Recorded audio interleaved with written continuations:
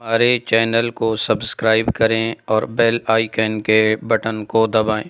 وضو یا غسل سے پہلے نیل پالش کو صاف کرنا ضروری ہے، اس لیے کہ نیل پالش کی تہ ناخن پر جم جاتی ہے اور پانی اس کی نیچے تک نہیں پہنچتا، اور اگر سوئی کے سر کے برابر بھی جگہ تک پانی نہ پہنچے تو وضو اور غسل نہیں ہوتا۔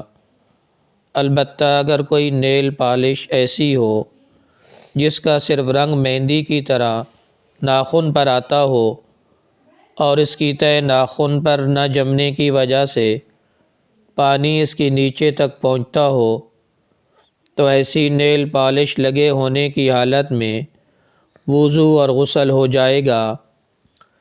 لہذا صورت مسئولہ میں اگر نیل پالش تہ والی ہے تو فوری طور پر اس کو ہٹانے کی کوشش کریں۔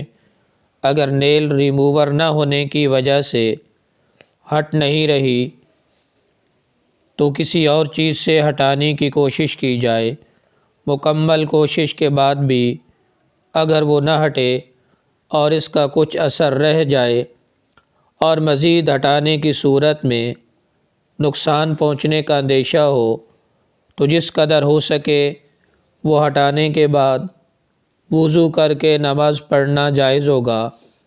بہر صورت یہ ایسا عذر نہیں ہے کہ جس کی وجہ سے نماز جیسی اہم عبادت میں غفلت برتی جائے، بلکہ نماز بلا عذر چھوڑنا بہت بڑا گناہ ہے۔